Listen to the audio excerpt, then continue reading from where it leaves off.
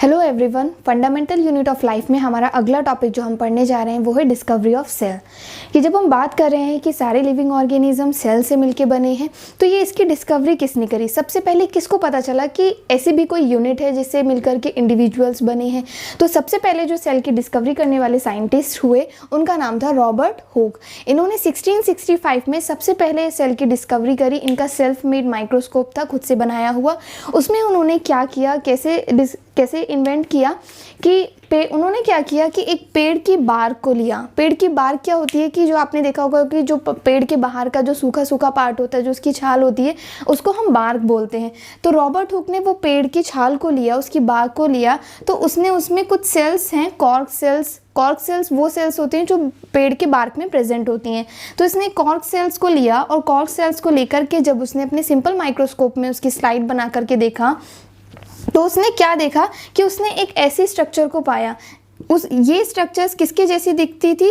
Honeycomb के जैसी दिखती थी, यानी मधुमक्खी के छत्ते के जैसे इसको दिखा। और इसमें क्या था, साइंटिस्ट ने ऑब्जर्व किया कि इसमें छोटे छोटे कंपार्टमेंट्स के जैसे थे और जिनसे मिलकर के वो पूरी जो बार्क थी वो बनी थी। तो यहाँ से सबसे पहले रॉबर्ट हुक वो सबसे पहले साइंटिस्ट हुए जिन्होंने एक लिविंग सेल को डिस्कवर किया था।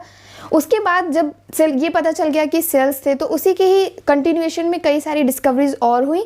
एक और जो डिस्कवरी थी, जो एक एक्सपेरिमेंट जो इम्पॉर्टेंट है वो था अनियन पील एक्सपेरिमेंट। प्याज की झिल्ली के साथ जो एक्सपेरिमेंट किया गया था, इसमें क्या किया था साइंटिस्ट ने कि प्याज की एक परत को ली थी, जिसको हम एपिडर्मिस भी बोलते हैं, जो उसकी बाहर की सतह होती है, वो पील को उन्होंने लिया। जब उन्होंने लिया तो उसमें उन्होंने उसको वाटर ग्लास में डाला।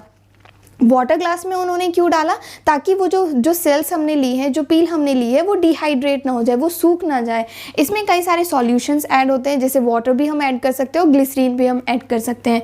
फिर जब इन्होंने इस वाटर ग्लास में डाल दिया, फिर उसके बाद इन्होंने नेक्स्ट प्रोसेस क्या की? स्टेनिंग किया। स्टेनिंग क्या होता है? आपने कई बार सुना होगा स्टेन करना। स्टेनिंग क्या होता है कि जब हम नॉर्मल सेल को किसी भी माइक्रोस्कोप में स्टडी करते हैं तो हम उसमें क्लियरली हमें कुछ नहीं दिखता, क्योंकि उसमें लाइट उतनी ज़्यादा पड़ती है कि सब वाइट दिखने लगता है। तो अगर हमें सेल को क्लियरली स्टडी करना है, उसके अलग अलग स्ट्रक्चर्स को स्टडी करना है, तो उसके लिए हम क्या करते हैं कि उसको स्टेन कर देते हैं। स्टेन करने का मतलब कि उसको कलर प्रोवाइड कर देते हैं। कई सारी डाई में उसको कई प्रकार की डाई होती है, जैसे आयोडीन सॉल्यूशन हो गया, मिथाइलिन ब्लू हो गया, सेफ्रानिन सॉल्यूशंस हो गए। ये कुछ डाइज होती हैं जो कि जब हम सेल को इनमें डालते हैं तो ये उसमें कलर छोड़ जाती हैं, और जब उनको हम माइक्रोस्कोप में देखते हैं तो फिर जो हमें स्लाइड दिखती है वो कलरफुल स्लाइड दिखती है। तो जब साइंटिस्ट ने सेल को जो हमने स्लाइड बनाई थी उसको स्टेन किया, फिर उसके बाद जब उन्होंने माइक्रोस्कोप में देखा तो उनको कुछ ऐसी स्ट्रक्चर्स दिखाई दी कि कुछ लेयर्ड स्ट्रक्चर्स थी, कुछ बॉक्सेस कंपार्टमेंट्स टाइप के थे, और जिनसे मिलकर के वो पूरी अनियन पील जो थी वो बनी थी। तो यहाँ से भी कंफर्म हो गया कि जितने भी इंडिविजुअल हैं लिविंग ऑर्गेनिज्म में, वो सारे के सारे किससे मिले हैं? एक सबसे छोटी यूनिट है जिससे मिलकर के वो बने हैं। That unit is called cell, और उसी को हम पढ़ रहे हैं। तो जब हम सेल की बात करते हैं कि सेल से सारे लिविंग ऑर्गेनिज्म बने हैं, तो यहाँ पे एक और बात आती है कि क्या सारे ऑर्गेनिज्म में same number of the cell होते हैं? कि अगर सपोज कि एक ऑर्गेनिज्म में 10 सेल हैं, तो क्या दुनिया में जितने भी ऑर्गेनिज्म हैं उनमें 10 सेल हैं? तो आंसर है नहीं। अलग अलग इंडिविजुअल्स में अलग अलग नंबर ऑफ सेल्स होते हैं। तो नंबर ऑफ सेल्स के बेसिस पर ही हम ऑर्गेनिज्म को क्लासीफाई करते हैं दो कैटेगरीज में। एक ऑर्गेनिज्म वो जो कि यूनिसेलुलर है। यूनि का मतलब होता है एक, और सेलुलर का मतलब होता है सेल। तो यूनिसेलुलर ऑर्गेनिज्म वो ऑर्गेनिज्म होते हैं जिनमें केवल और केवल सिंगल सेल प्रेजेंट है।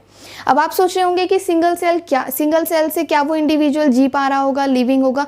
तो जैसे कि हमने बात किया था पिछली क्लास में कि सेल को कहते ही हम फंडामेंटल हैं, फंक्शनल है, कि वो एक सिंगल सेल अपने सारे फंक्शंस को परफॉर्म करने के लिए कैपेबल है। तो इसलिए लिविंग एक सिंगल सेल भी खुद से जी सकती है, खुद से अपना सर्वाइवल उसका पॉसिबल है। तो इसके एग्जाम्पल्स क्या क्या होंगे? बैक्टीरिया, अमीबा, पैरामीशियम, क्लामाइडोमोनास, ये कुछ एग्जाम्पल्स हैं। और भी लिविंग ऑर्गेनिज्म है जो कि यूनिसेलुलर है।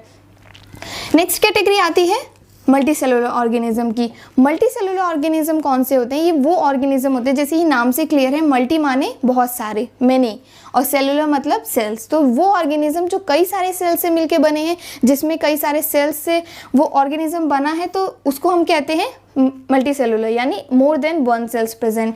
तो इसमें एग्जांपल्स कौन से हो गए, फंजाई हो गई, प्लांट्स हो गए, एनिमल्स हो गए। तो ये सारे कैसे हैं, मल्टी सेलुलर से बने हैं। और जब ये मल्टी सेलुलर, इसमें कई सारे और सेल्स प्रेजेंट है, तो इसमें फिर क्या होता है, डिवीजन ऑफ लेबर होता है। कहने का मतलब कि सेल्स जो हैं वो आपस में अलग अलग काम को करने के लिए डिवाइड हो जाती हैं। जैसे एक घर में अगर हम देखें तो एक घर में भी जितने भी फैमिली मेम्बर्स होते हैं उन सबके अलग अलग काम होते हैं। बच्चों का काम होता है पढ़ने का, फादर का काम होता है इनकम सोर्स करने का, मदर का काम होता है खाना बनाना और एक घर को मैनेज करना। तो ये सारे काम को कलेक्टिवली मिलकर के घर चलता है। ऐसे ही जब हम मल्टी सेलुलर की बात करते हैं तो जो पूरे बॉडी चलती है, पूरी बॉडी एक यूनिट में as a single unit function करती है। तो वो किसकी वजह से करती है, क्योंकि उनमें डिवीजन ऑफ लेबर होता है। काम जो है वो अलग अलग काम जो है वो अलग अलग ऑर्गन्स को बटे हुए हैं, डिवाइडेड है। जैसे आंखों का काम होता है देखने का और माउथ का काम होता है बोलने का। तो ये सारे जो ऑर्गन्स है वो आपस में डिवीजन ऑफ लेबर कर लेते हैं, जिससे कि लिविंग एग्जिस्टेंस जो है वो और भी ज़्यादा स्मूथली और एक कंडक्टेड मैनर में ऑर्गेनाइज होता है। अब हम नेक्स्ट टॉपिक देखते हैं कि सेल थ्योरी क्या है। जब अलग अलग साइंटिस्ट सेल के बारे में डिस्कवर कर रहे थे और सेल को डिस्क्राइब करने के अलग अलग तरीके ढूंढ रहे थे, तो उसी समय में दो साइंटिस्ट थे जिनका नाम था शेल्डेन एंड स्वान। शेल्डेन जो थे वो बॉटनिस्ट थे, मतलब पेड़ पौधों के बारे में स्टडी करने वाले, और जो स्वान थे वो जूलॉजिस्ट थे, जो एनिमल्स के बारे में स्टडी करते थे।